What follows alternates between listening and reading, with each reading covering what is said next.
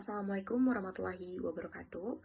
Di sini kami dari kelompok 2 akan mempresentasikan hasil analisis kami terkait reaksi pasar modal sebelum dan sesudah pengumuman pemboikotan produk pro-Israel pertama kali diumumkan di Indonesia, Event Studies pada saham yang tergabung dalam kelompok indeks LQ45. Konflik antara Israel dan Palestina yang meletus pada 7 Oktober 2023 telah menjadi sorotan utama di kancah geopolitik global. Perang yang melibatkan dua entitas ini telah memicu respons emosional dan politik di seluruh dunia termasuk Indonesia. Dengan berkembangnya peristiwa ini, pada tanggal 8 November 2023, MUI mengeluarkan Fatwa nomor 83 tahun 2023 yang menegaskan dukungan wajib bagi Palestina dan menyatakan haramnya pembelian produk yang mendukung agresi Israel. Fatwa ini menciptakan sebuah landasan hukum dan moral bagi masyarakat Indonesia untuk berpartisipasi dalam pemboikotan terhadap produk-produk yang terkait dengan agresi Israel. Pemboikotan produk Israel ini yang diumumkan pertama kali di Indonesia menciptakan tantangan dan peluang baru di pasar modal. Implikasi dari Fatwa MUI menciptakan tuntutan moral dan kepatuhan terhadap kebijakan pemerintah yang mungkin berdampak pada kinerja perusahaan dan respon pasar. Identifikasi masalah yang pertama yaitu bagaimana gambaran deskriptif mengenai pasar modal, konsep pasar modal efisien, event studies, saham dan return saham. Lalu yang kedua, bagaimana abnormal return saham pada perusahaan-perusahaan, di antaranya ada S Hardware, Indika Energy, Charwen Pokpan, Industri Jamu dan Farmasi Sido Muncul, dan Unilever Indonesia yang terdaftar di Bursa Efek Indonesia dengan kriteria indeks LQ45 sebelum dan sesudah pengumuman pemboikotan produk Israel pertama kali diumumkan di Indonesia. Pasar modal. Menurut Ciptono Darmaji dan Hendy M. Fakhrudin pada tahun 2006, mengungkapkan bahwa pasar modal adalah pasar untuk berbagai instrumen keuangan jangka panjang yang bisa diperjualbelikan, misalnya seperti hutang, ekuitas saham, maupun instrumen lainnya. Fungsi pasar modal yaitu sebagai sarana penambah modal bagi usaha, sebagai sarana pemerataan pendapatan, sebagai peningkatan kapasitas produksi, sebagai sarana penciptaan tenaga kerja. Konsep pasar modal efisien. Pasar modal dikatakan efisien bila informasi dapat diperoleh dengan mudah dan murah oleh pemakai modal, sehingga semua informasi yang relevan dan terpercaya telah tercermin dalam harga-harga saham. Fama 1970 mengklasifikasikan bentuk pasar yang efisien ke dalam 3 efisien market hypothesis atau EMH. Studi peristiwa. Studi peristiwa ini studi yang mempelajari reaksi pasar terhadap peristiwa yang informasinya dipublikasikan sebagai suatu pengumuman. Studi peristiwa ini merupakan bagian dalam konsep hipotesis pasar efisien. Lalu selanjutnya ada saham. Saham merupakan surat berharga yang bersifat kepemilikan. Artinya pemilik saham merupakan pemilik perusahaan. Saham di sini bisa dibedakan menjadi dua. Yang pertama ada saham atas unjuk atau bearer stock. Lalu yang kedua ada saham atas nama atau registered stock. Menurut manfaat yang diperoleh pemegang saham, saham dapat dibedakan menjadi saham biasa atau common stock dan saham preferred atau preferred stock. Untuk selanjutnya di sini ada return saham. Return saham merupakan pendapatan yang didapatkan oleh para pemegang saham. Rumus return saham realisasi yaitu dengan cara menghitung selisih antara harga saham pada periode tertentu dengan harga saham pada periode sebelumnya atau dapat digambarkan sebagai berikut. RT sama dengan PT min PT min 1 per PT min 1. Selanjutnya ada jenis-jenis return saham. Yang pertama ada expected return, di mana di dalam menghitung expected return ini dapat diukur dengan menggunakan pendekatan capital asset purchase model dan juga single index market model. Return yang diharapkan atau expected return dapat dihitung dengan formula berikut, yaitu ER sama dengan sigma RI PRI. Lalu yang kedua ada abnormal return. Abnormal return ini adalah selisih antara return sesungguhnya yang terjadi dengan return ekspektasi. Formula yang digunakan untuk menghitung abnormal return ini yaitu ARIT sama dengan RIT min ERIT. Selanjutnya ada metodologi penelitian, di mana yang pertama itu objek penelitian adalah perusahaan yang sahamnya terkena dampak dari pemboikotan produk pro-Israel dalam indeks LQ45 dengan daftar saham sebagai berikut. Yang pertama itu kita mengambil saham dari S Hardware Indonesia Tbk, lalu Indika Energy Tbk, Charwen Pokpan Indonesia, Industri Jamu dan Farmasi Sido Muncul Tbk, lalu yang terakhir ada Unilever Indonesia.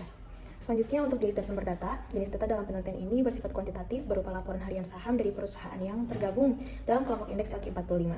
Sumber data dalam penelitian ini itu data sekunder, di mana data sekunder meliputi historical data harian saham perusahaan pada indeks LQ45 yang dipublikasikan oleh Bursa Efek Indonesia pada situs resminya yaitu https www.idex.co.id dan juga situs web www.yahoofinance.com. Selanjutnya ada sumber data yang lain yaitu buku, jurnal ilmiah, dan karya tulis lainnya yang mendukung di dalam penelitian ini. Selanjutnya untuk populasi dan sampel. Populasi dalam penelitian ini adalah semua perusahaan yang terdaftar dalam indeks LQ45. Sampel dilakukan menggunakan teknik probability sampling dengan pendekatan purposive sampling, di mana kriteria yang ditetapkan oleh penulis yaitu perusahaan indeks LQ45 yang terdaftar di Bursa Efek Indonesia pada periode penelitian dan juga perusahaan yang sahamnya turun setelah pengumuman Fatwa MUI nomor 83 tahun 2023 tentang pemboikotan produk Israel. Untuk selanjutnya ada event window atau jangka periode, Yang pertama ada periode estimasi atau pre-event mencakup 5 hari sebelum hari peristiwa, yaitu T-5 hingga T-1, dimulai dari tanggal 1 November 2023 hingga 7 November 2023. Selanjutnya untuk periode jendela atau post-event mencakup 5 hari setelah hari peristiwa, yaitu di T+1 hingga T+5, ini dari tanggal 9 November 2023 hingga 17 November 2023. Lalu untuk T0 atau hari peristiwa terjadi itu pada tanggal 8 November 2023. Selanjutnya ada rancangan analisis dan uji hipotesis. Yang pertama, kami menguji laporan uji normalitas data. Uji normalitas data ini menggunakan statistik uji Shapiro-Wilk dengan dasar pengambilan keputusan sebagai berikut. Nilai signifikansi atau nilai probabilitas kurang dari 0,05, maka data tidak berdistribusi normal. Sedangkan jika nilai signifikansi atau nilai probabilitas itu lebih besar dari 0,05, maka data tersebut berdistribusi normal. Selanjutnya untuk one sample t-test, hipotesis ini diuji dengan dirumuskan sebagai berikut. H0 tidak terdapat abnormal return yang signifikan pada hari pengumuman pemboikotan produk, lalu HA-nya ini terdapat abnormal return yang signifikan pada hari di sekitar pengumuman pemboikotan produk. Jika nilai probabilitas atau nilai signifikansi kurang dari 0,05, maka H0 ini ditolak dan HA diterima, juga sebaliknya. Selanjutnya ada paired sample t-test. Hipotesis untuk uji ini dirumuskan sebagai berikut, di mana H0 itu tidak terdapat perbedaan abnormal return sebelum dan sesudah pengumuman pemboikotan produk pro-Israel. Lalu HA terdapat perbedaan abnormal return sebelum dan sesudah pengumuman pemboikotan produk pro-Israel. Jika nilai probabilitas atau nilai signifikansi kurang dari 0,05, maka hipotesis 0 akan ditolak dan HA diterima. Selanjutnya di sini terdapat perhitungan abnormal return, yang dimana rumus abnormal return yaitu RI dikurangi dengan RI. Yang pertama ini ada PT Unilever Indonesia Tbk, yang dimana tanggal pengumuman yaitu tanggal 8 November 2023 sebagai T0 dengan hasil abnormal return yaitu minus 0,001338,593 dengan penurunan pada hari selanjutnya setelah pengumuman. Yang kedua yaitu PT Karoen Pokhan Indonesia Tbk dengan tanggal pengumuman yaitu tanggal 8 November 2023 sebagai T0 dengan nilai abnormal return yaitu minus 0,012323,704 dan terjadi penurunan pada tanggal selanjutnya setelah pengumuman. Yang ketiga terdapat pada PT Indika Energi Tbk dengan tanggal pengumuman yaitu tanggal 8 November 2023 sebagai T0 dengan hasil abnormal return yaitu minus 0,005209,308 dan terjadi penurunan close price pada hari berikutnya. Yang keempat ada PT S Hardware Indonesia Tbk dengan tanggal pengumuman yaitu tanggal 8 November 2023 sebagai T0 dengan hasil abnormal return yaitu minus 0,242669,5 dan terjadi penurunan close price dan abnormal return pada hari berikutnya. Ini saya akan menjelaskan tentang hasil perhitungan return, expected return, dan abnormal return pada PT Industri Jamu dan Farmasi Sidomuncul Tbk.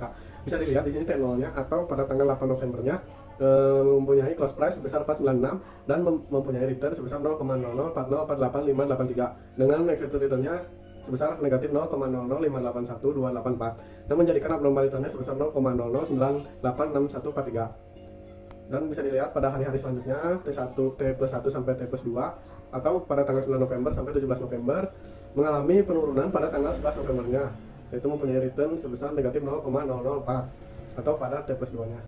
Hasil perhitungan hipotesis statistik. Ada hasil uji normalitas data bisa dilihat pada tabel. Jadi di sini hasil uji normalitas data pada Shapiro-Wilk pada variabel AR sebelum peristiwa sebesar 0,152 lebih besar daripada 0,05 dan variabel AR sesudah peristiwa sebesar 0,571 lebih besar dari 0,05 sehingga dapat disimpulkan F-rate abnormal return yang ada terdistribusi secara normal. Baik, selanjutnya kita masuk pada hasil uji one sample test, di mana hasil perhitungan menunjukkan terdapat 5 AAR positif dan 6 AAR negatif. Adanya abnormal return yang positif pada T-5, T-4, T-3, T+3, dan T+5, artinya pasar tidak efisien secara keputusan. Selanjutnya, window period pada T-3, T-1, T0, T+1, T+2, dan T+4 menunjukkan abnormal return yang negatif. Maka dapat dikatakan pasar efisien secara keputusan karena berita negatif direspon negatif juga oleh pasar. Terakhir, jika kita lihat dari hasil uji one sample test, keseluruhan abnormal return ini menunjukkan hasil yang tidak signifikan, di mana nilainya lebih dari 0,05, maka dapat disimpulkan bahwa pasar tidak efisien secara informasi. Selanjutnya ini hasil uji paired sample test, yang dimana H0 tidak terdapat perbedaan abnormal return sebelum dan sesudah pengumuman pemboikotan produk, HA terdapat perbedaan abnormal return sebelum dan sesudah pengumuman pemboikotan produk, dimana kriteria pengujian ini jika nilai p-value signifikan kurang dari 0,05 maka H0 ditolak. Berdasarkan output SPSS di sini menunjukkan nilai p-value signifikan sebesar 0,155 lebih dari 0,05, artinya tidak terdapat perbedaan abnormal return sebelum dan sesudah pengumuman pemboikotan produk pro-Israel di Indonesia.